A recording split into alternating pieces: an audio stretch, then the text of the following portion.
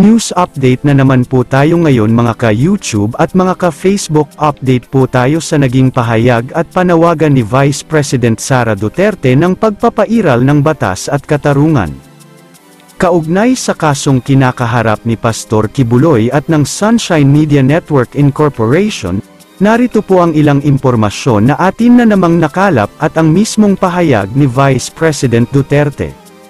Binatikos ni Vice President Sara Duterte ang pagsususpindi sa mga operasyon ng Sunshine Media Network International SMNI at tinawag itong isyu ng media freedom, sa isang video message na inilabas ng SMNI sa X nitong Lunes, nanawagan si Vice Duterte ng pagpapairal ng batas at katarungan sa mga isyong kinahaharap ng SMNI, maging ni Kingdom of Jesus Christ KOJC Church Leader Apollo Kibuloy.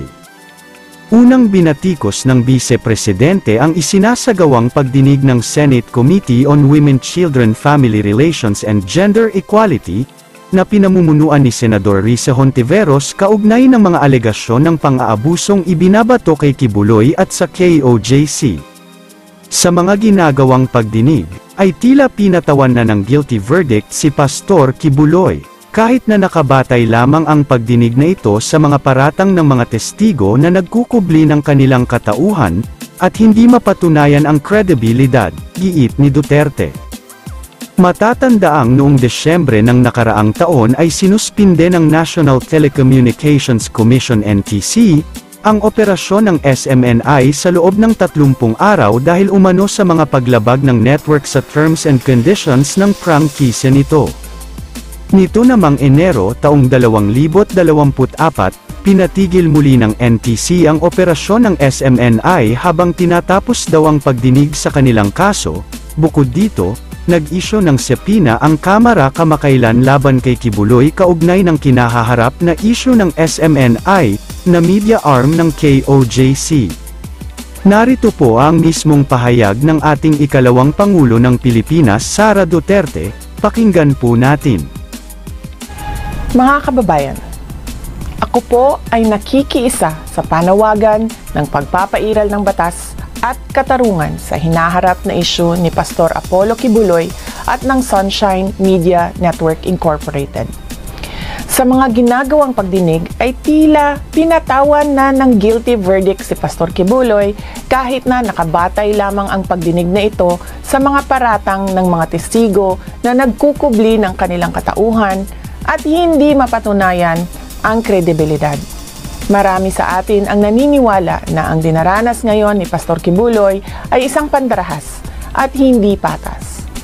Bukod sa hearing na walang pinatutunguhan, ay kabilang rin dito ang indefinite suspension ng broadcasting network na SMNI na isang issue ng media freedom.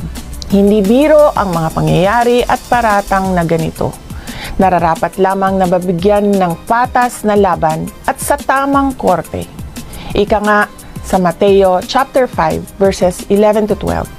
Pinagpala ang mga nilalait at inuusig ng mga tao at pinaparatangan ng lahat ng uri ng kasamaan na pawang kasinungalingan ng dahil sa akin. Magsaya kayo at maggalak sapagkat malaki ang inyong gantimpala sa langit. Alalahanin ninyong inuusig din ang mga propetang nauna sa inyo.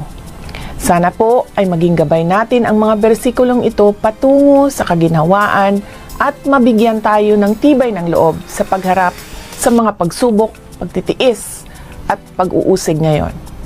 Lagi po tayong manalangin para sa hustisya at katotohanan. Justice and the truth cannot be achieved in trial by publicity but by a day in court. Syukran. Ano po ang inyong masasabi sa pahayag na ito ni Vice President Duterte mga ka-YouTube at mga ka-Facebook? Comment nyo po ang inyong saloobin. Kung nagustuhan nyo po ang videong ito paki-like and share na lang po. At kung hindi pa po kayo naka-subscribe sa aming channel at naka-follow sa aming page pa-subscribe at follow na lang din po. Paki-click na rin po ang notification bell para updated po kayo sa susunod pa nating mga balita. Maraming salamat po sa panunood at suporta. All the glory belongs to our Lord Jesus Christ. God bless us all.